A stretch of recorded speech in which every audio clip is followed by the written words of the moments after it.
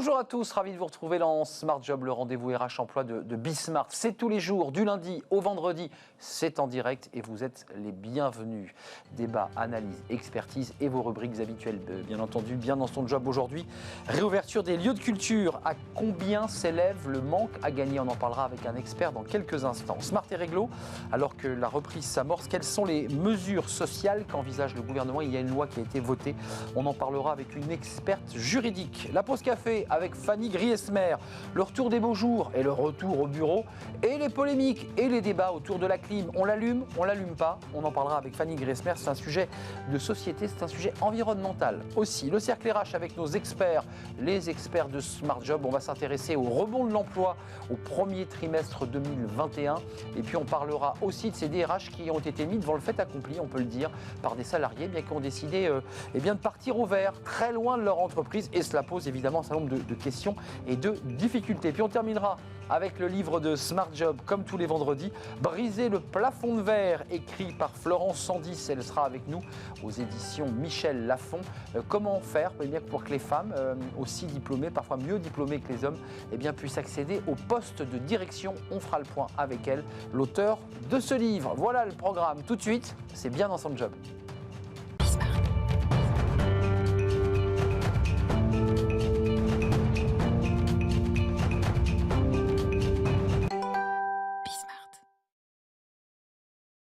Bien dans son job, je parlais de la culture avec la réouverture, on le sait, des cinémas, vous êtes déjà peut-être allé au cinéma, des théâtres évidemment, et puis de tout ce qui se prépare pour la rentrée évidemment, il va se passer plein de choses. C'est un coût, un manque à gagner pour beaucoup d'organisateurs de spectacles, de festivals, parce qu'il y a les festivals d'été, il a fallu réduire des jauges, les expos. On en parle avec Vincent Villard, artiste important, vous êtes céramiste. Et vous êtes le cofondateur de l'école d'art à Montreuil. C'est une école qui est bien vivante, dans l'art, mais aussi d'ailleurs dans l'écriture. Il y a un travail autour de l'écriture des scénarios, l'écriture théâtrale. On va peut-être en parler avec vous dans quelques instants. Vous êtes artiste, vous avez fait plein de choses, vous avez organisé des expositions. Et vous aviez aussi envie de nous parler, vous qui formez ces étudiants aux grandes écoles d'art, nous parler de cette douloureuse, je mets des guillemets, la difficulté financière qu'ont aujourd'hui les organisations artistiques. Ça a un coût élevé à combien? Est-ce qu'on peut le chiffrer, ce manque à gagner? Ça a été estimé pour la France à plus de 22 milliards de pertes en 2020 par rapport à 2019. Donc c'est énorme et on estime en Europe qu'il y a un déficit de chiffre d'affaires de plus de 200 milliards d'euros qui n'ont pas été encaissés durant cette période. Donc c'est énorme, puisque les cinémas, quand ils étaient fermés, ont fait zéro. Les théâtres ont fait zéro, les musées ont fait zéro. Ils n'ont pas pu du tout travailler, donc il y a un très gros manque à gagner. Ce qui est bien, c'est de voir que maintenant que ça a réouvert, tout le monde s'y précipite et que les cinémas ou les théâtres, même s'il y a encore les jauges, même pour les expos, il y a quand même beaucoup de monde, il y a une vraie attente de réouverture de tous ces lieux, mais ça a coûté très cher, c'est sûr. C'est extravagant ce chiffre, 200 milliards, ouais. Ça veut dire, pour le dire simplement, c'est un manque à gagner qui est lié à une absence de recettes. Hein. Oui, tout à fait. C'est un peu, excusez-moi de faire cette comparaison, mais c'est un peu l'équivalent d'un stade de foot. Hein. C'est-à-dire qu'il n'y a plus de public qui vient applaudir, qui vient admirer une œuvre, et en même temps, les coûts fixes, je pense à un théâtre notamment, sont là. Bien sûr. Mais même les galeries privées, les petites galeries, ont dû continuer à payer leur loyer. Certaines se sont un peu réorganisées, ont organisé des ventes en ligne qui ont plutôt pas trop mal fonctionné, mais ça a quand même été un très très gros déficit par rapport à la réalité de la vie quotidienne. Ouais. Alors je pose la question à la fois à l'artiste et puis à celui qui a fondé l'école d'art à Montreuil, parce que c'est toujours des univers un peu étranges. Quand votre fils, votre fille vous dit « je voudrais être artiste », souvent on dit « passe ton bac, fais ton droit et puis on verra ensuite ». Est-ce que ces métiers font toujours rêver? Est-ce que malgré cette crise Covid, malgré le manque à gagner, malgré les difficultés financières des artistes, est-ce que c'est toujours un univers qui fait rêver nos jeunes? Mais oui, bien sûr. Il y a des dizaines de milliers de jeunes qui veulent faire des études artistiques. L'idée que les études artistiques, d'une manière générale, mèneraient au chômage ou à zéro emploi est complètement fausse. C'est vraiment le contraire. C'est un secteur qui travaille énormément, qui est en pleine expansion. Depuis 6 ans, il y a 700 000 emplois par an qui sont créés. Donc c'est vraiment... Bon, là, ça s'est évidemment arrêté. C'est pas que des artistes, on est d'accord, c'est aussi tous les métiers qui tournent autour. Tous les métiers. Il faut que le public pense que tout ce qu'on a autour de nous, tout ce qu'on a sur nous, tout a été pensé par des créateurs à un moment ou à un autre. Vos lunettes, votre veste, la décoration de ce plateau, tout a été pensé par des créateurs qui, à un moment, ont fait des études d'art. C'est intéressant ce que vous dites, parce que c'est pas l'art exclusivement dans une galerie, en faisant des tableaux qui sont sûrement très beaux. Bien sûr. C'est tout ce qui contribue à la création. Oui, et c'est vrai que depuis maintenant pas mal de temps, les artistes ne sont pas exclusivement peintre ou exclusivement sculpteur, ou exclusivement photographe. Vrai. Tout ça a beaucoup changé. Il y a encore cette image d'Épinal un peu des écoles de beaux-arts qui est fausse. Chevalet, c'est vrai. Il y a des ordinateurs, on peut retoucher des images et les artistes sont vraiment pluridisciplinaires. Ils savent faire vraiment de tout. Et c'est ce qu'on fait dans notre école, c'est vraiment de les amener à pratiquer toutes les disciplines artistiques. Et ensuite, excusez-moi de pouvoir choisir sur un cursus de 3 ans, et ensuite, dès le départ, certains vous disent, moi c'est l'écriture de scénario qui m'intéresse et j'y vais, ou certains disent, j'ai envie de toucher à tout pour me faire une opinion. En fait, on a 3 formations. On a une formation prépa qui prépare au concours des grandes écoles d'art en France et en Europe, les Beaux-Arts, les Arts Déco, que ce soit en France ou également en Angleterre, en Suisse, en Belgique. Il y a beaucoup de très bonnes écoles d'art. La France est le pays qui a le plus d'écoles d'art. Il y a plus de 40 écoles d'art publiques en France. Et après, il y a des étudiants qui veulent avoir un cursus plus long pour avoir plus de temps pour développer des projets en art ou en écriture, en 2 ans pour l'écriture et en 3 ans pour l'art. Là, je m'adresse un peu à vous, Vincent Villard, parce que vous êtes à la fois chef d'entreprise, vous êtes entrepreneur, vous dirigez une entreprise. C'est de l'art, mais c'est une entreprise. Oui, vous serez confronté aux cotisations sociales, d'ailleurs, puisqu'on va en parler aujourd'hui. Je pense que ça reste une inquiétude pour l'entrepreneur que vous êtes. Je fais un pas de côté, c'est quoi être un artiste? C'est-à-dire que les jeunes qui poussent cette porte, est-ce qu'ils se définissent comme artistes? Est-ce qu'ils se définissent comme citoyens engagés? Comment ils se définissent, tous ces jeunes? Alors, ils sont assez engagés, effectivement. Les sujets sur l'écologie, sur le genre, sur la parité sont vraiment des sujets auxquels beaucoup d'étudiants s'intéressent et ça se ressent dans leur travail artistique. Ils se définissent de manière générale comme des créatifs. Artistes au sens large, ça veut dire peut-être créer, avoir un travail de sculpteur ou de peintre ou de photographe, mais aussi à côté travailler pour des entreprises, travailler pour des marques et diversifier aussi son éventail de possibilités. Ça, c'est très important. Parlons des revenus, parce qu'il faut quand même être assez honnête, ne vivre que de sa peinture ou que de son écriture. Il faut le reconnaître, c'est un spectre très, très serré. Il faut aller chercher de quoi vivre. Bien sûr. C'est ça aussi un artiste aujourd'hui. Tout à fait. Un artiste doit être tout à fait complet. Il doit être vraiment un espèce de polytechnicien de l'art et savoir s'adresser à différents publics. On va dire que les artistes peintres purs, ça représente à peu près 2% des étudiants, on va dire, qui sortent des grandes écoles. Il n'y en a pas plus qui ne vivent que exclusivement de leur peinture. Les autres ont toujours d'autres emplois. Certains sont enseignants, certains sont graphistes, certains travaillent avec des maisons de luxe, des stylistes, des éditeurs. Il y a un nombre de métiers incalculable. Dans le design, il y a un écosystème intéressant. Oui, bien sûr. On recrute dans ce secteur, c'est-à-dire que le luxe en France, on le sait, cartonne. C'est ce qui fait que nos entreprises et leurs dirigeants sont les hommes les plus riches de la planète. Il y a du recrutement là dans ces secteurs-là. Il y a du recrutement en permanence, parce que les artistes, les créatifs apportent une valeur ajoutée, apportent un nouveau regard, et ça permet aussi aux marques, que ce soit des marques de luxe ou des marques plus corporate, plus traditionnelles, de se démarquer et d'apporter aussi une nouvelle identité en proposant des collaborations avec des artistes, et ça se fait en permanence. Les vitrines des très grandes marques qu'on peut voir partout ont toujours été faites par des artistes. Elles sont magnifiques d'ailleurs. Il y a des maisons comme Hermès qui ont vraiment une réelle intention de travailler et d'aider des artistes, et ça se fait de plus en plus. Donc il y a un très très gros potentiel au sein de ces entreprises-là. Ça, c'est clair. Un mot avant de nous quitter, il y a eu quand même un gros soutien fait par le gouvernement en matière de maintien de l'emploi. On a nationalisé l'emploi. Pour les artistes, ils ont eu une aide directe. Comment ça s'est passé pour eux ?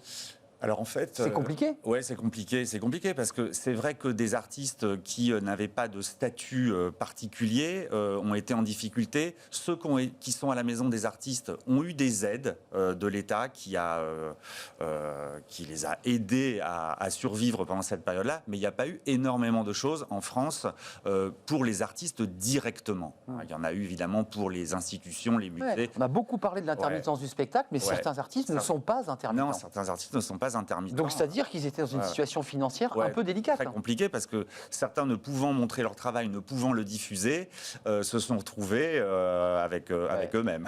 Avec eux-mêmes et avec peu de revenus. Ouais, avec peu de revenus. Merci Vincent Villard. Je ne sais pas si vous avez encore le temps de créer un petit peu. Ouais, vous êtes surtout beaucoup chef d'entreprise aujourd'hui. Oui, surtout que l'école est assez jeune, même si on a une très longue expérience. Et donc, il y a en cette période-là beaucoup de travail pour communiquer autour de cette école. L'école d'art, c'est à Montreuil. C'est le moment d'aller déposer vos dossiers parce que je pense qu'on est dans une période où il faut aller sur Internet pour ceux qui passent le bac. On va s'orienter si vous voulez devenir artiste, ou scénariste ou si vous avez envie de découvrir tous ces métiers parce que c'est une palette. Eh bien, allez jeter un œil à l'école d'art à Montreuil. Il y aura peut-être secteur ou formation à votre pied. C'était un vrai plaisir de vous accueillir avec ces chiffres extravagants de ces pertes financières. Effectivement, c'est colossal. Merci Vincent d'être venu sur notre plateau. Beaucoup. Smart et réglo, c'est tout de suite. Le droit, bah oui, ça concerne aussi les chefs d'entreprise. Le droit, rien que le droit. Justement, quelles sont les mesures sociales envisagées par le gouvernement? Parce que les cotisations arrivent, on parle beaucoup d'URSSAF, les fameuses cotisations qui ont été supprimées ou repoussées. C'est un peu une inquiétude pour les chefs d'entreprise. On en parle avec une experte et c'est tout de suite.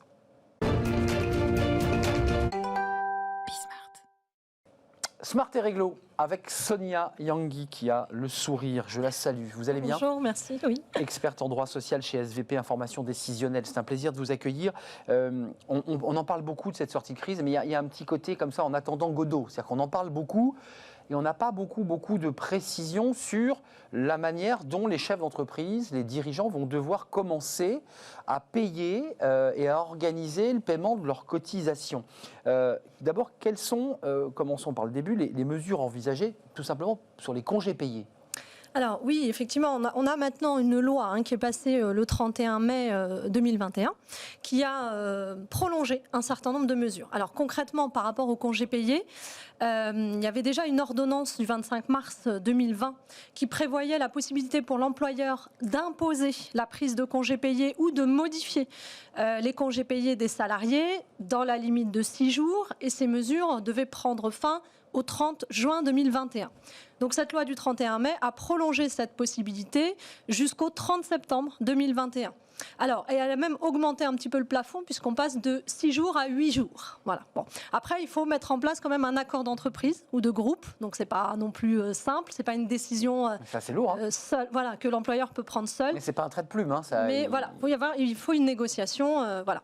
Après, sur les RTT ou les jours de repos, on a également une mesure similaire où l'employeur va pouvoir imposer la prise de ces jours RTT ou de repos, mais cette fois-ci sans accord d'entreprise. Donc il peut le faire par décision unilatérale. Il y a quand même des conditions à respecter. Il faut expliquer que c'est assez logique quand même, c'est pas une mesure autoritaire, c'est qu'il y a tellement de décalage qu'il faut à un moment donné écluser. Il faut poser des jours, parfois même les imposer, mais il y a quand même des garde-fous puisque il faut que ça soit que l'intérêt de l'entreprise soit justifié eu égard aux difficultés économiques liées au virus.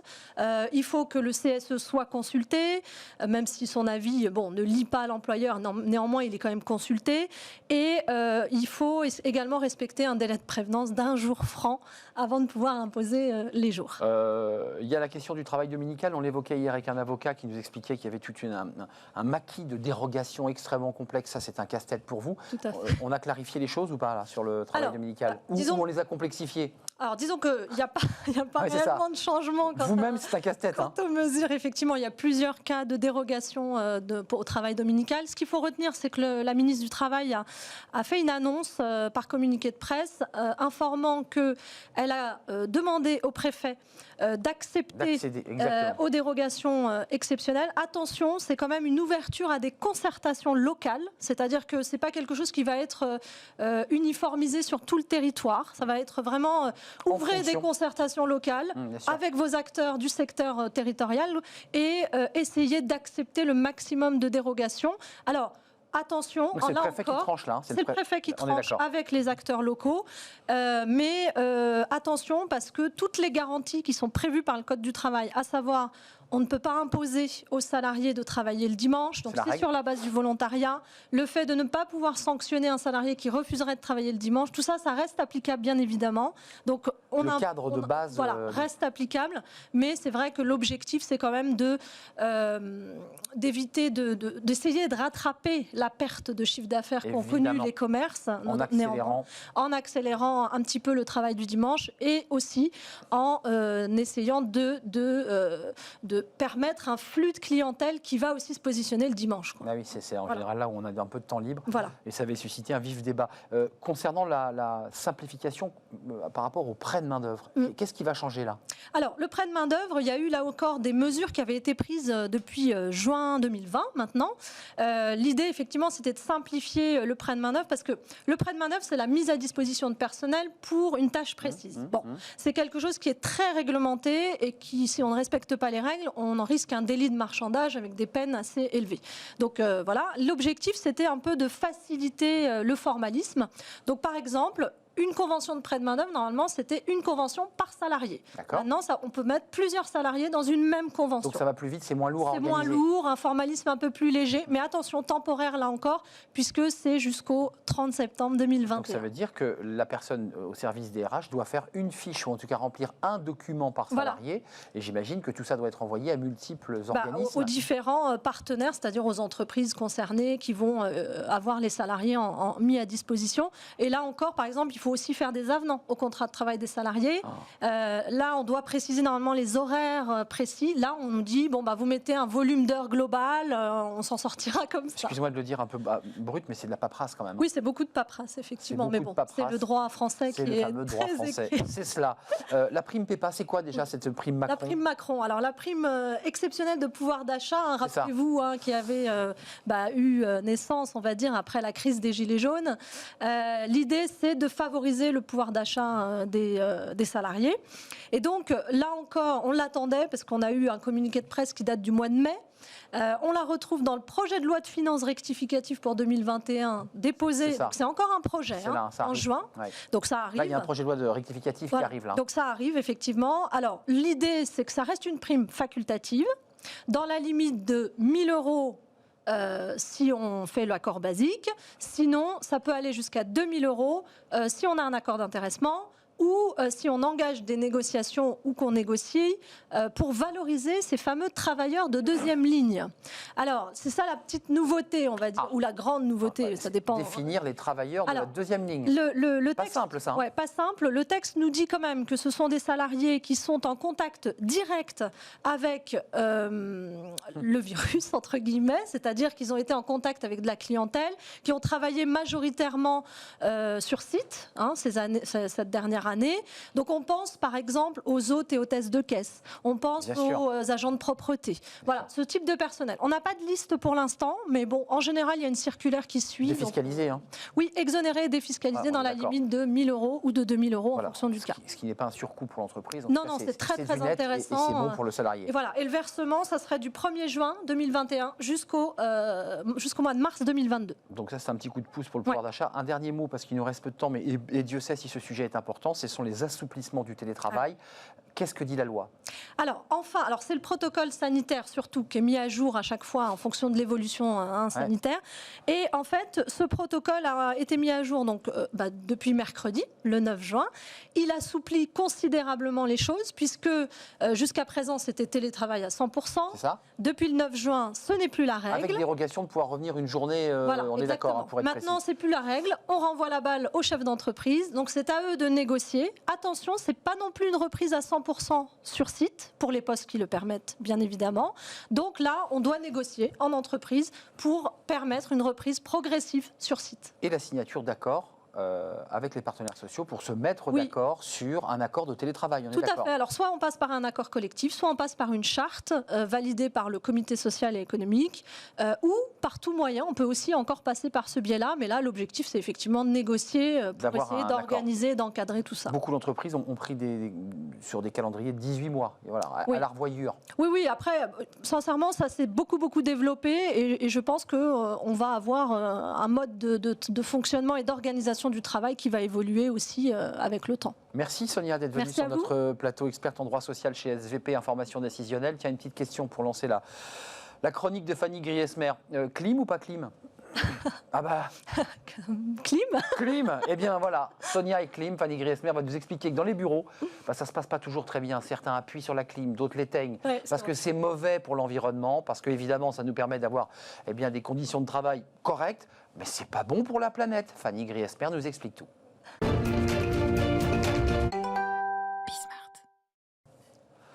La clim au bureau. Oh là là là là là là. Oh là là, ça y est. Il fait beau partout en France, donc je peux le dire tout à fait tranquillement. Ça commence à grimper, il fait beau, il fera 30 degrés. Et il y a un débat sur la clim, Fanny, bien connu, lancé par les écologistes.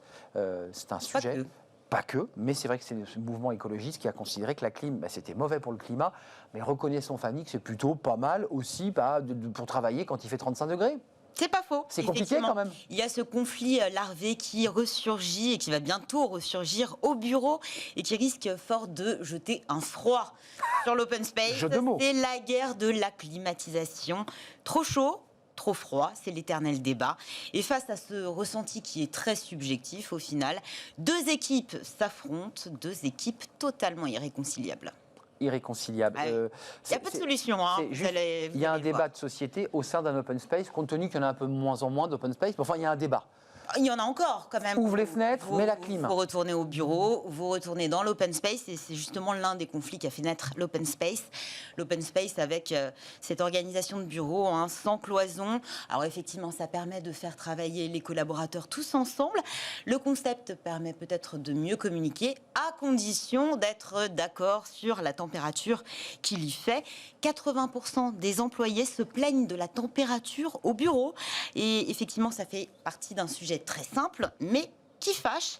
Et en été, il suffit parfois d'enclencher la climatisation, la baisser, l'augmenter ou l'arrêter, et vous provoquez une véritable guerre de tranchées. 80%, ils ont trop froid, ils ont trop chaud, le sondage le dit. Trop chaud ou trop froid, oui, c'est ça. Et il y a 20% à peu près qui s'en accommodent. La bonne température, Fanny, parce qu'ici, dans ce studio, on est climatisé, vous ne le voyez pas et vous ne le sentez pas, mais nous, on le sent. C'est quoi la bonne température? En vrai, oui, 24 degrés. 24 degrés. Eh oui, c'est 24 degrés. Même quand on met la clim. Même quand on met la clim. Ah oui. Effectivement. Ah oui, d'accord. Mais alors il n'y a pas de température idéale, elle est propre à chacun en fait. Le souci, c'est que dans un open space et dans un bureau, il y a ceux qui ont froid, ceux qui ont chaud, ceux qui veulent mettre la clim, ceux qui veulent ouvrir la fenêtre, ceux qui veulent faire les deux en même temps, mettre la clim et ouvrir la fenêtre, ce qui ne sert à rien, je vous le rappelle. Et le problème, c'est que ça ne s'arrête pas seulement effectivement à cette question de ressenti trop chaud, trop froid, les frileux qui s'opposent au réchauffé. Il y a aussi une opposition entre les pros et les anti-clim, vous le disiez. Les pros qui entendent bien effectivement profiter du confort thermique pour les aider à réguler leur température intérieure, à se sentir bien, dans les meilleures conditions pour travailler. Et puis les anti-clim, ceux qui pointent du doigt tous ces inconvénients, on les connaît. Ils disent que les clims sont des nids à microbes, vous tombez malade, on s'enrhume avant de partir en vacances, bruyant aussi et énergivore. Finalement, que l'on soit 5 ou 30 dans l'open space, cela peut vite devenir compliqué à gérer, d'autant que les esprits ont tendance à rapidement s'échauffer. Bref, l'été nous offre le spectacle de collaborateurs qui s'écharpent.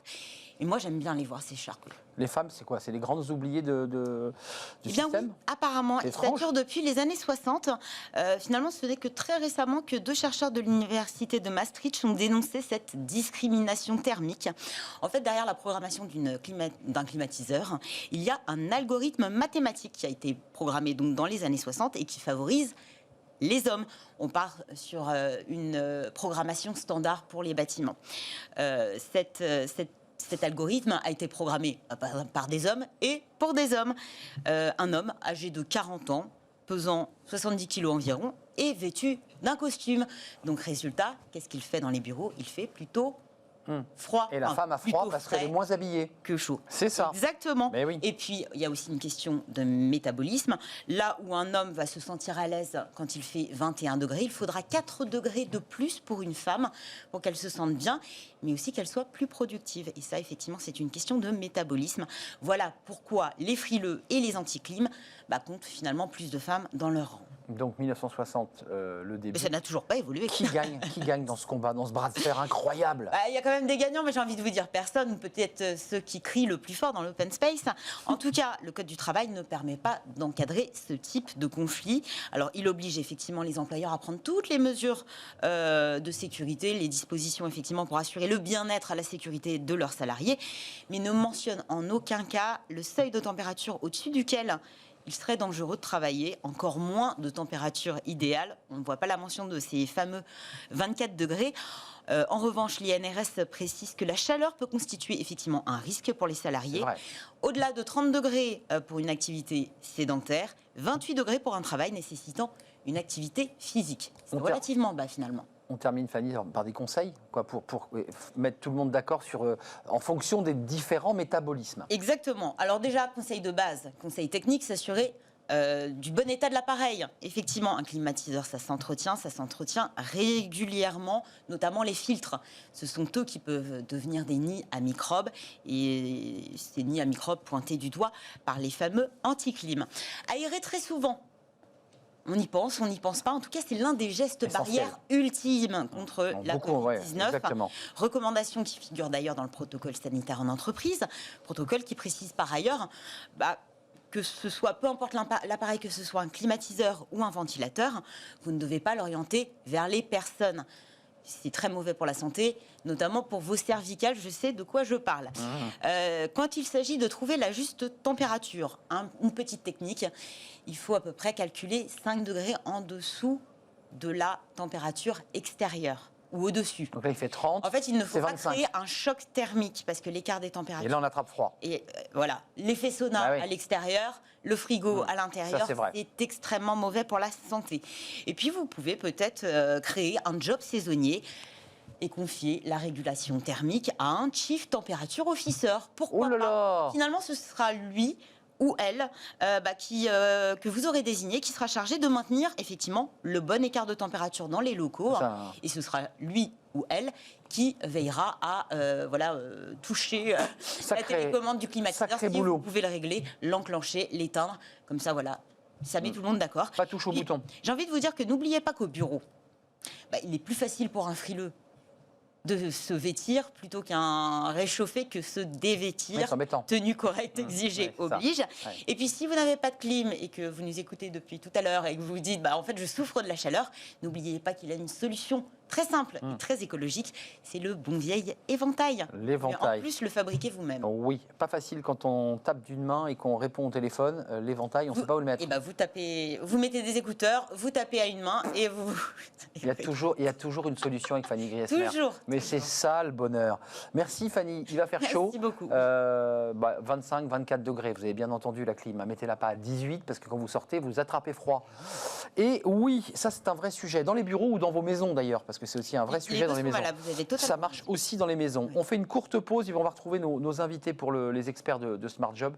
C'est chaque vendredi. L'actualité est intéressante parce qu'il y a un rebond de l'emploi au premier trimestre janvier-mars. On va commenter ces chiffres. Et puis on a des DRH un peu estomaqués de voir des salariés qui, par un petit courrier ou un mail, leur expliquent qu'ils sont partis à 800 km. Et évidemment que ça va être un peu plus compliqué de rentrer au bureau tous les jours. C'est un vrai sujet, une transformation de nos manières de travailler. On va le commenter avec nos experts. C'est dans quelques instants, après cette courte pause.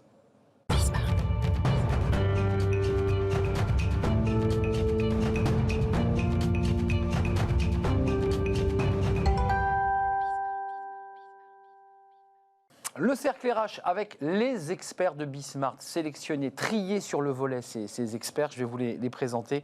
On va parler de l'emploi, un rebond assez intéressant autour de l'emploi, secteur privé, pas dans le public, dans le premier trimestre. Et puis on va s'intéresser aux DRH qui, un peu estomaqués, se sont dit mais qu'est-ce qui se passe ? Tiens, j'ai des salariés qui ne reviennent plus et tiens, j'ai reçu une lettre, ils ont déménagé à 600 km. Donc c'est une transformation aussi du rapport au travail. Puis si on a le temps, on parlera des cotisations parce que c'est un peu l'épée de Damoclès au-dessus de la tête des entreprises qui se disent mais à quel moment je vais devoir commencer à devoir payer alors que mon chiffre d'affaires a à peine décollé. Frédéric Ivernel, DRH du Théâtre du Châtelet. Merci Frédéric d'être avec nous et de revenir sur le plateau. Vous aviez lancé d'ailleurs une pièce il y a une quinzaine de jours, Don Quichotte. Don Quichotte, l'homme de la Mancha. L'homme de la Mancha. Déroulé avec une salle pleine. Et j'invite nos spectateurs à venir voir Vlan dans l'œil, qui est un opéra bouffe d'Hervé, qui sera joué à partir du 16 juin au Théâtre du Châtelet. Voilà, Bismart sert aussi à faire un tout petit peu de promotion culturelle. Tout de même. Eh ben, vous avez bien raison. Mathias Leboeuf, journaliste et philosophe, vous vous intéressez beaucoup à la bienveillance. Je ne sais pas si vous réussirez aujourd'hui à glisser de la bienveillance sur les sujets d'emploi et de DRH. Encore qu'il faut être très, très bienveillant quand un salarié vous dit qu'il est parti à 800 km et qu'il ne reviendra pas au bureau tout de suite. Stéphane Marchand, bonjour. Bonjour. Vous êtes rédacteur en chef du magazine Pour l'Écho. Sujet on parlait de la culture, là vous vous tournez vers le sport, les supporters face au sport business, avec plein d'enjeux sous-tendus, au-delà du fait que les supporters ne pouvaient plus venir dans les stades. C'est quoi? C'est un choc des cultures là entre... Est-ce que le supporter est encore financièrement important pour le sport? Est-ce qu'on peut s'en passer? Et si on peut s'en passer financièrement, est-ce que socialement on peut s'en passer? Est-ce que ce n'est pas une catastrophe sociale, un sport sans supporters? Mais encore que quand on fait l'envers de la pièce, les supporters c'est souvent un gros problème pour un club. Ça pose aussi des problèmes, voilà, c'est vrai. Mais quand même, l'effet d'entraînement des supporters, la cohésion des gens autour des sportifs, c'est quelque chose de très important. C'est finalement le service que rend le sport à la société. C'est vrai, c'est vrai, c'est vrai. Ce chiffre, je ne sais pas s'il a un lien direct avec le sport. Je sais que le sport est très impacté et qu'il se pose beaucoup de questions dans les clubs, dans les grands clubs, pas que le football d'ailleurs, avec cette crise Covid. Regardez ce rebond de l'emploi. C'est intéressant de le constater. Je ne sais pas comment ça se passe dans vos domaines respectifs. Il y a eu un rebond très, très important au premier trimestre de janvier à février. De mémoire, on va découvrir le chiffre évidemment, c'est 88 800 créations nettes d'emplois. C'est un très bon chiffre. Une petite chute dans le secteur public pour l'instant qui a de mémoire à moins de 2700, mais en tout cas dans la création d'emplois. Et paradoxalement, le PIB n'est pas si bon que cela.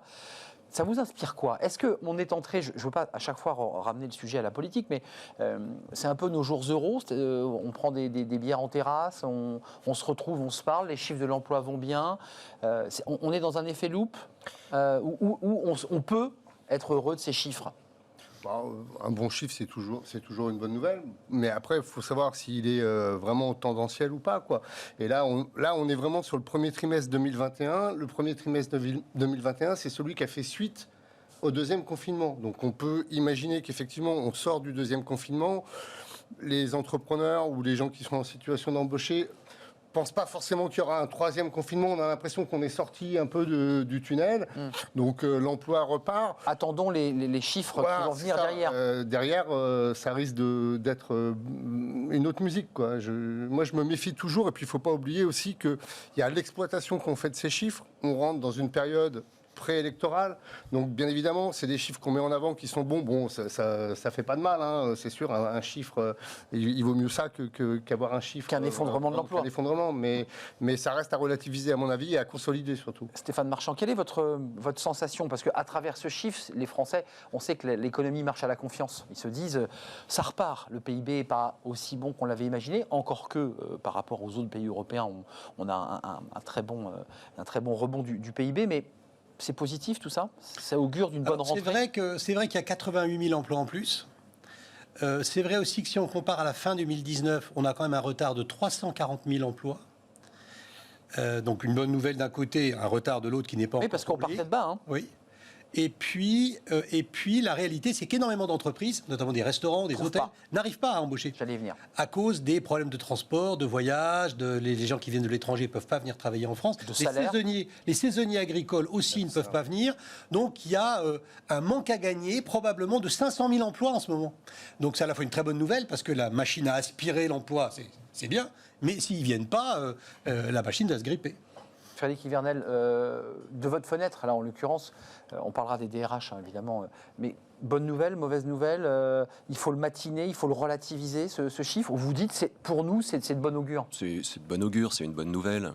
Alors on peut être frileux hein, par rapport à l'évocation de ces chiffres, mais moi je suis toujours satisfait de voir que la croissance repart et que l'emploi également. Enfin, c'est aussi, je pense, un signe que le quoi qu'il en coûte, dont on a déjà débattu ici, a un impact peut-être favorable.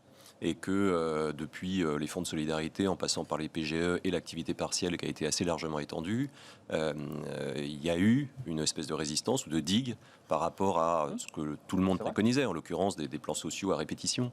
Donc on peut aussi se satisfaire de ça à un moment donné. Le ministre de l'économie évoque et justifie sa stratégie d'un coût exorbitant, puisqu'il a été contesté, critiqué, en disant mais nous serons les premiers à repartir. C'est ce que vous dites finalement. Grâce à cette stratégie de soutien, de nationalisation de l'emploi, on repartira les premiers. Est-ce que vous êtes d'accord avec ça?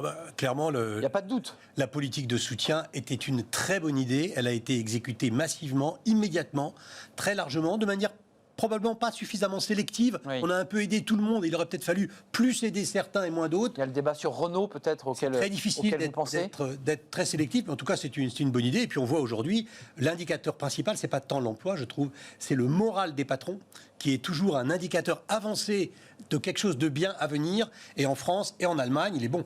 Il prévoit une rentrée, en tout cas un rebond à la rentrée. Sur les postes à pourvoir, il y a des secteurs, l'aide à la personne, pour le dire simplement, les maisons de retraite, les EHPAD, la construction, la restauration.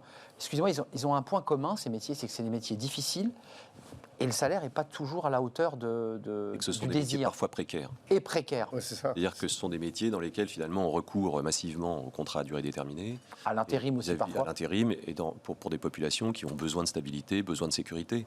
Donc il faut quand même que ces secteurs-là se reposent aussi la question de leur attractivité. Parce que si aujourd'hui on les fuit, c'est qu'il y a de bonnes raisons et notamment celle des contrats de courte durée, je pense. Frédéric Vernel, juste une petite bascule parce que Stéphane est directeur de ce titre, évidemment rédacteur en chef, mais vous êtes chef d'entreprise aussi quand on dirige un théâtre. Vous êtes le DRH, vous êtes dans l'organisation d'une entreprise pour les cotisations, parce que c'est un vrai sujet qui, moi, me semble un peu flou. Il n'y a pas une grande communication. Vous avez commencé à payer ces cotisations, elles ont été reportées au dernier trimestre. Comment ça se passe là pour l'entreprise Châtelet ?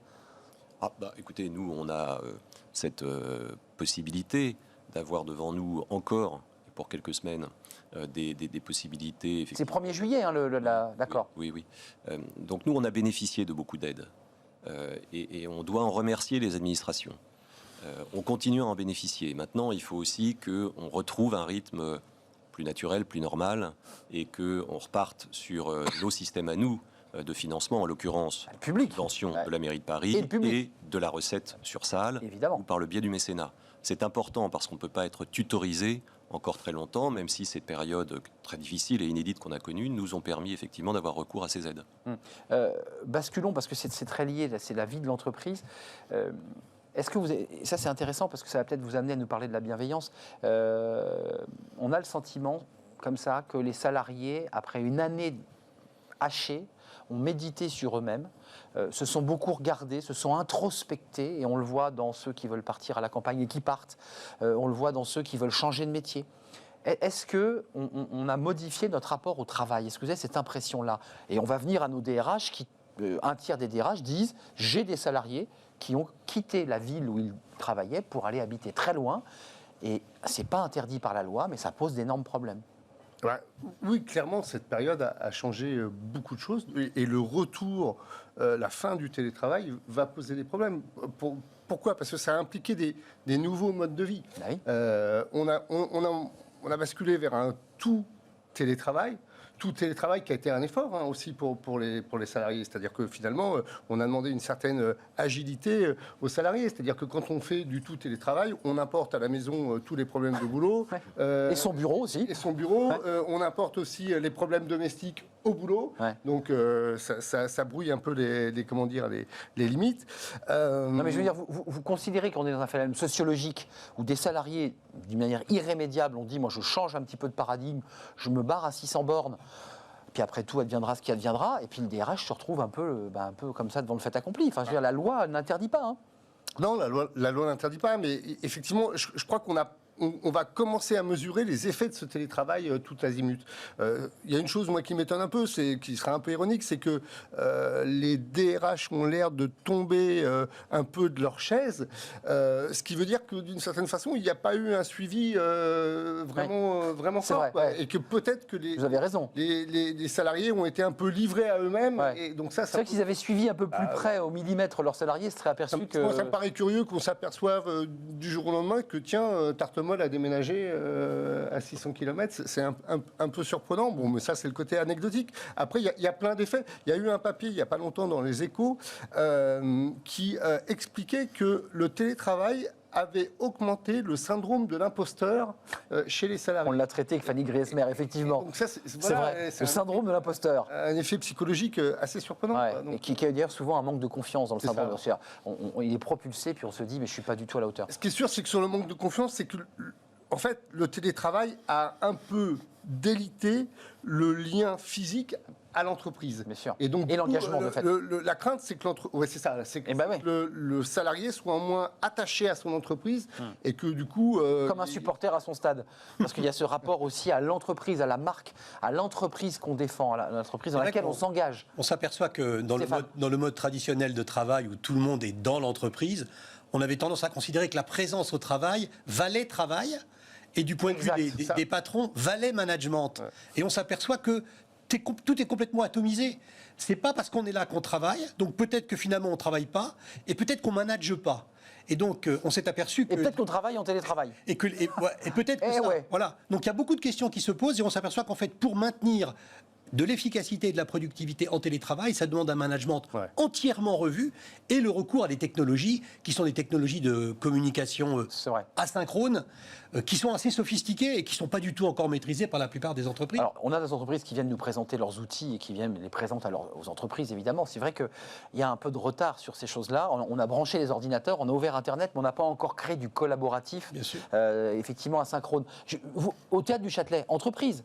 Alors, bien sûr, les comédiens, quand ils jouent leur pièce, Don Quichotte de La Mancha, il y a les comédiens qui viennent, ils sont là. Mais est-ce que vous vous êtes retrouvés, vous aussi, parce que vous êtes DRH, de personnes qui vous disent, écoutez, monsieur le DRH, monsieur Frédéric, moi, plus envie, quoi. Plus très envie. Ouais, moi, ce qui m'étonne dans cette histoire, c'est que les entreprises qui se sont beaucoup réjouies de voir leurs collaborateurs embrasser le télétravail parfois forcé s'étonnent aujourd'hui de prendre conscience que peut-être ils y trouvent un intérêt. Enfin, c'est ça qui est scotchant dans cette histoire. C'est vrai.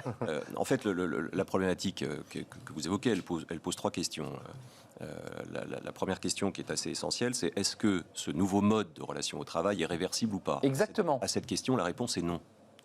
Elle ouvre aussi une deuxième question. Qu'est-ce qui se passe dans nos entreprises pour que les collaborateurs qui y vivent ne souhaitent pas y revenir? Et c'est quand même une question qui m'interpelle, moi, puisqu'on nous rebat les oreilles avec le fait que l'entreprise est inclusive, participe du lien social, et puis inversement, on se rend compte aujourd'hui Et que les qu'elle salariés peut être un s'enfuient. univers de tension, de pression et d'inquiétude. Et puis ça pose une troisième question que vous évoquez, qui est celle du management. Nos managers intermédiaires qui jusque-là étaient finalement en charge, grosso modo, de l'organisation du temps d'un côté et du contrôle de la production de l'autre, se retrouvent un peu dépossédés d'une partie, en tout cas, de ce qu'ils savent Par faire. l'autonomie acquise par le salarié. Par l'indépendance et par la rupture du temps. Moi, je pense qu'on est en train de vivre, et je rebondis sur ce que vous disiez à l'instant, probablement en termes d'organisation du travail, la plus grande secousse que l'on ait connue depuis l'industrialisation. Grosso Évidemment, modo. évidemment. Et dont d'ailleurs on ne perçoit pas encore tout à fait Je pense qu'on n'a pas encore mesuré complètement les conséquences. Les conséquences, je suis entièrement d'accord. On est au début de quelque chose de nouveau dans le rapport. Mathias. Oui, et puis il y a un problème de dialogue social aussi, parce que la fin du travail a été sifflée un peu unilatéralement et un peu de façon brute. Et moi, je pense qu'il y a beaucoup de salariés qui ne veulent pas être la variable d'ajustement. On leur a demandé beaucoup d'efforts, d'adaptation pour faire ce télétravail, et on leur dit maintenant c'est terminé, il faut rentrer, quoi. Fin de la récré. On veut vous contrôler, voilà. On veut vous avoir la main, quoi. Là, à mon avis, il y a un vrai manque de dialogue social et de progressivité au sein. Oui, et puis de travail de finesse dans la relation entre le RH et ses salariés. Stéphane Marchand. Vous faisiez allusion tout à l'heure à ce DRH surpris de voir que son salarié a déménagé à 800 Il n'y en a km. pas qu'un seul. Hein. Ça me fait penser au fait que les contrats types que l'on voit très souvent dans les embauches, les contrats de travail type lambda, contiennent souvent une clause qui est qu'il est entendu que le salarié travaille dans la région, dans la zone. Et vrai, donc on voit bien que le tremblement de terre auquel vous faites allusion, il a eu lieu et que la norme était tout à fait différente. Non, mais ce que dit Frédéric est intéressant, c'est que tout d'un coup, il y a une sorte d'effet cliquet, c'est qu'ils s'étonnent d'un coup que les salariés qui veulent plus revenir dans la boîte. Il y a quelque chose d'assez Je étrange. pense qu'il y a une nouvelle ère qui est en train de s'ouvrir. Et Pendant d'ailleurs, des années, on a demandé aux salariés de s'adapter à l'entreprise. Toujours. Et là, c'est l'inverse. Et là, on est en train de se dire qu'il va falloir que l'entreprise s'adapte au nouveau mode de façon d'être des salariés. Mais pour conclure ce débat, Stéphane, vous n'avez pas le sentiment... Avec toutes les inégalités que ça comporte. Parce que l'entreprise va s'adapter aux data scientists Bac+9. ça va être beaucoup plus difficile. C'est exactement ce que j'allais vous Il dire. y aura une fracture, effectivement. Bien sûr. Entre les talents et les autres. Ce que vous évoquiez, entre ceux qui sont sur scène dans un théâtre, par exemple, ou qui participent à la construction du spectacle, notamment les techniciens, et ceux qui peuvent effectivement être éligibles au télétravail. Ça crée des inégalités, de différences de traitement. Un mot chacun, c'est une question un peu pour la gratter, mais qui mérite presque un thème de débat. Est-ce que c'est le salarié qui fait écho à ce que vous dites, Frédéric? Est-ce que le salarié est en train de prendre le pouvoir? C'est-à-dire qu'on a des entreprises aujourd'hui qui viennent sur ce plateau toute la semaine et qui nous disent, moi les talents, je suis obligé vraiment de les attirer, je suis obligé vraiment de leur proposer, alors effectivement les Science Bac plus 9, mais est-ce que le salarié dans l'entreprise, secteur privé, est un peu en train de prendre le pouvoir? On le voit là, les DRH se disent, j'ai pas le choix. Sans faire de provocation, j'ai entendu le contraire.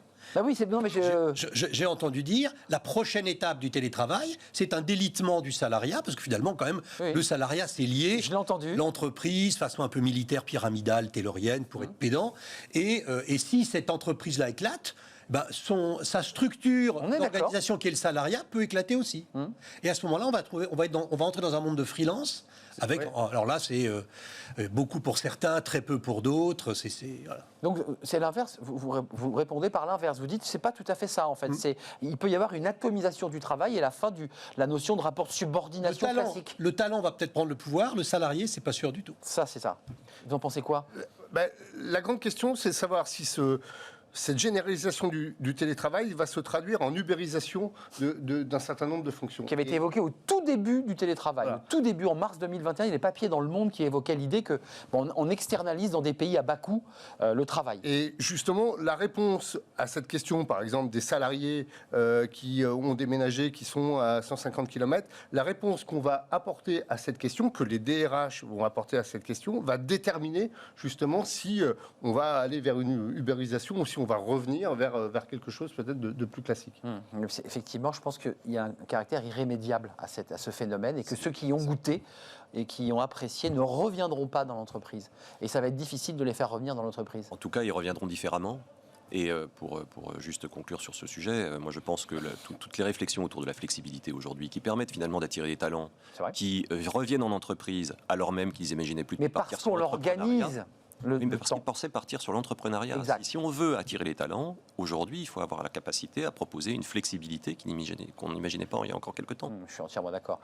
Après, conclusion. Si le télétravail a fonctionné pendant un an, capitalisons aussi cette expérience, que les entreprises capitalisent cette expérience, peut-être en l'assouplissant un peu, en revenant à un panachage un peu plus fort, mais a priori, le télétravail n'a pas si mal fonctionné. Ça a posé plein de problèmes, mais l'économie a continué à tourner vaille que vaille. Le journal, il est sorti. Enfin, je veux dire par là, vos journalistes étaient atomisés, je ne sais où d'ailleurs, peut-être loin. Le journal est sorti, nous on télétravaille beaucoup, mais moi la pression des journalistes de mon équipe, c'est de revenir au bureau. Ils veulent absolument revenir au bureau. Parce qu'ils veulent créer cette dynamique autour. Ils sont très jeunes, ils ont 25 ans, donc c'est peut-être une question aussi de génération.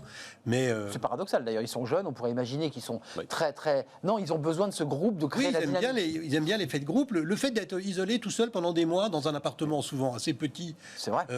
Voilà, c'est pas non plus rire. Alors, il y a le mythe de la maison de campagne à 800 km. Là, on est dans un autre monde. Tout le monde n'a pas une maison de campagne. C'est un autre monde. Mais qui a ça? Qui peut dans votre cas précis, il y a aussi le mythe de la rédaction. Ouais. Exact. Une rédaction qui vit, qui se contredit, qui fonctionne dans le chaos. Exact. Ça permet finalement d'avoir les idées de papier, les angles qu'on n'a pas si on travaille seul. Et une énergie aussi qui circule entre les confrères. On est tous du milieu des médias pour le coup, parce que vous êtes aussi passé avant le Châtelet, je crois, dans des groupes audiovisuels. Oui. Donc vous connaissez bien aussi cette énergie qu'on a dans des rédacs, et le fait d'être tout seul dans un bureau, c'est pas toujours très agréable. Merci à vous trois.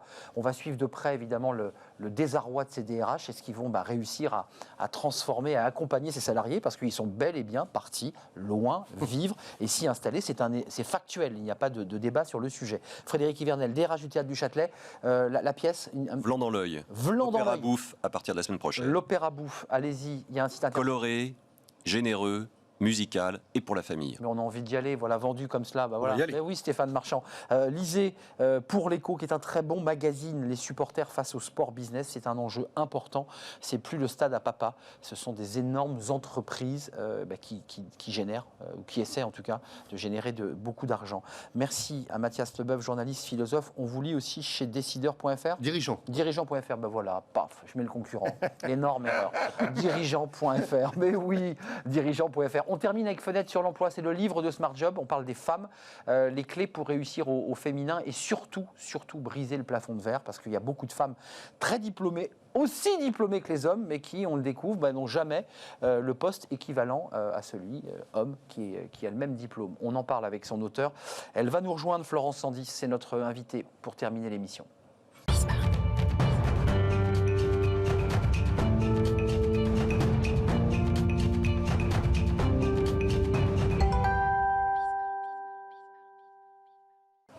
Le livre de Smart Job, c'est chaque vendredi un auteur, une autrice.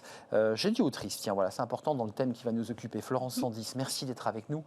Briser le plafond de verre, 12 clés pour réussir au féminin, c'est chez Michel Lafon Poche, qui est un bel éditeur. C'est intéressant parce que vous avez donné à votre livre le nom de votre agence. Hein, oui. On est d'accord? Oui. Vous avez appelé, parce que vous êtes fondatrice d'une agence de conseil, briser le plafond de verre. Expression qu'on utilise tout le temps lorsqu'on parle des femmes et qu'on essaie de les accompagner pour briser le plafond de verre. C'est quoi briser le plafond de verre? Alors, briser le plafond de verre, c'est briser ces frontières invisibles à la montée des femmes dans les hiérarchies. On parle de verre parce qu'en effet, c'est beaucoup plus nuancé qu'on ne croit. On dit rarement à une femme, parce que tu es une femme, je ne vais pas te prendre ou je vais te payer moins. Hein, c'est invisible, hein, c'est le verre. invisible. Ben oui. Hein, donc, il y a beaucoup de patrons qui vous disent non, moi, je ne fais pas de différence entre les femmes et les hommes.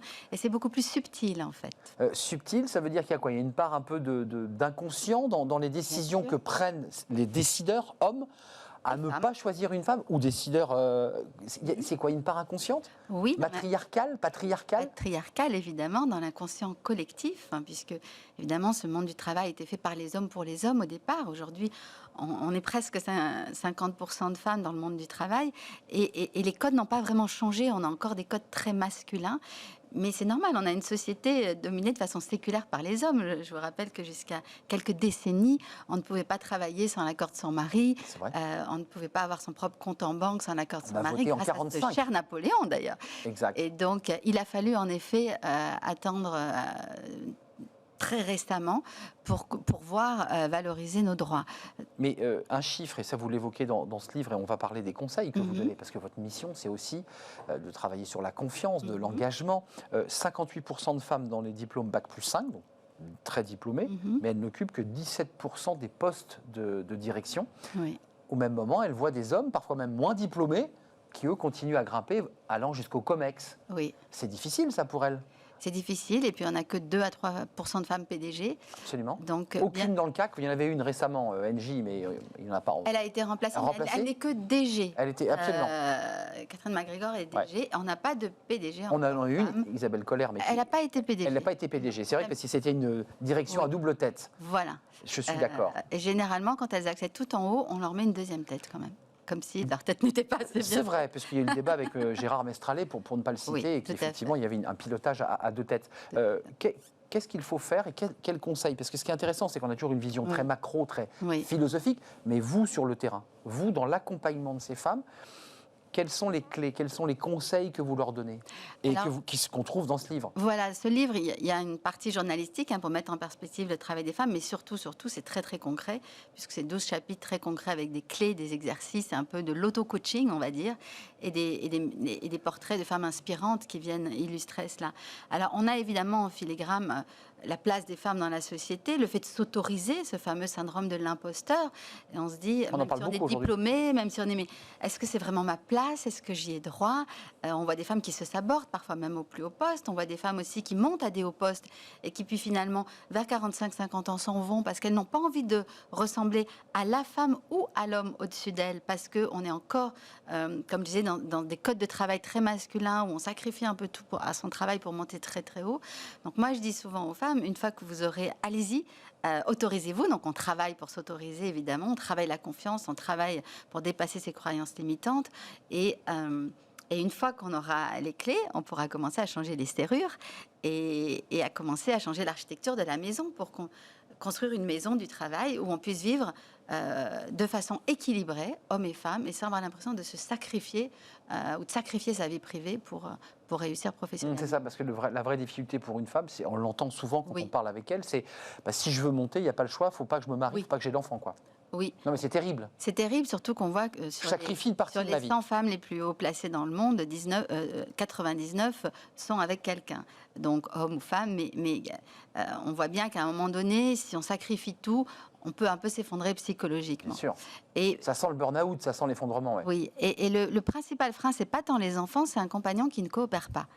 On voit Exact. que dans un couple, quand le compagnon valorise le travail de la femme, quand peut-être si les deux sont hauts fonctionnaires, je parle par exemple du général Guyon de Meritens dans le livre, eh bien, à tour de rôle, chacun a accepté une mobilité. En fait, c'est qu'on regarde, et que ça, pareil, quand il y a une mobilité à l'étranger, une femme va vous avez pratiquement raison. toujours suivre. Une femme, par contre, si on lui propose à elle la mobilité qu'il faut que son Et homme son mari suive, lui dit bah non. oui, J'ai mon job, elle-même, mais il en faut fait, qu'il accepte. Elle-même, en fait, elle va s'auto-limiter en se J'ose disant pas ah lui oui, dire. Bah mais oui. si alors il n'a pas de job, C'est vrai. ça va être compliqué, ça va être difficile. Et donc, je pense qu'il n'y aura pas de vraie égalité professionnelle s'il n'y a pas une égalité dans le couple, une égalité à la maison. C'est tout à fait exact. C'est pas que dans le partage des tâches domestiques, c'est aussi Non. dans cette l'acceptation importance- de l'autre. Voilà, dans l'acceptation de l'autre. C'est-à-dire, je veux que tu réussisses aussi. Oui, et avoir un équilibre de priorité. Qu'il n'y en ait pas un qui passe forcément devant. Donc, au-delà, je dirais, de la partie coaching, accompagnement, confiance, tu n'es pas un imposteur. Il y a aussi un travail à faire, je dirais, presque au sein du couple, dans l'intimité du couple, et donc dans le cerveau des hommes. La femme n'est pas là que pour s'occuper des enfants et puis avoir un job de complément. L'homme doit accepter qu'elle peut avoir un poste de direction et lui doit s'effacer. C'est un peu de ça dont il est question. Oui, alors moi j'aime pas le mot s'effacer. Oui, c'est un mauvais mot, mais... Et on voit d'ailleurs ce qui est intéressant, parce qu'on est la première génération où on va vers l'égalité, on est encore loin de l'égalité. On est sur la route. Mais où il y a quand même un tiers des femmes qui gagnent plus que leur mari. Et même avec des hommes qui sont pas machos, on voit que c'est pas facile à accepter en fait, que le regard de la société est pas facile, et qu'il faut perdre finalement ces repères d'homme dominant, je suis soutien de famille, C'est exactement ça. et trouver une autre façon de se sentir reconnu. Et je pense que c'est hommes et femmes qui devront travailler ensemble sur ce sujet. C'est pas que l'affaire des femmes de réussir, et c'est pas que l'affaire des hommes de l'accepter, parce que les femmes aussi s'auto-freinent. Des fois, elles S'auto-censure. Exactement. Je ne peux pas en parler à mon mari parce que ça ne le fera pas. Il a un job tellement important qu'on ne pourra pas aller dans ce pays. Ou peut-être je m'interdis de gagner plus que lui, parce que quelque part, ça peut me déranger aussi. Donc évidemment, dans la plupart du temps, on est victime de ce sexisme. Mais je trouve que c'est bien oui, puis la femme elle-même de l'envisager ensemble. Travaillez la main dans la main, en couple, accompagnez-vous, aidez-vous et montez ensemble l'escalier. C'est ça aussi l'enjeu. Passionnant, Florence Sandis. Lisez ce livre, Briser le plafond de verre, 12 clés pour réussir au féminin. Briser le plafond de verre, c'est aussi le nom de votre agence, Florence, aux côtés des femmes. Dirigeantes. Du consulting aussi auprès des gouvernances pour améliorer la parité dans les gouvernances. Très important. Des formations, des conférences et puis du coaching plus personnalisé pour des problématiques, pour des dirigeantes ou des prises de poste ou du média training par exemple. Et du média training. Merci Florence, c'est un plaisir de vous accueillir. Florence Sandis et ce livre chez Michel Lafon. Merci à vous, merci à toute l'équipe, merci à Benjamin à la réalisation, merci à Justine au son, merci à Pauline Gratel évidemment, merci à Fanny Griesmer et merci à Margot pour l'accueil invité. Merci à vous qui nous regardez et qui êtes fidèles. Je vous retrouve lundi bien entendu pour de nouvelles aventures avec un très bon début d'émission. Portez-vous bien ce week-end, mettez pas trop la clim trop forte, nous a dit Fanny, c'est 24 un maximum la climatisation. Bon week-end à vous et restez fidèles évidemment à tous nos programmes, au programme de Bismart bien entendu. Bye bye, à lundi.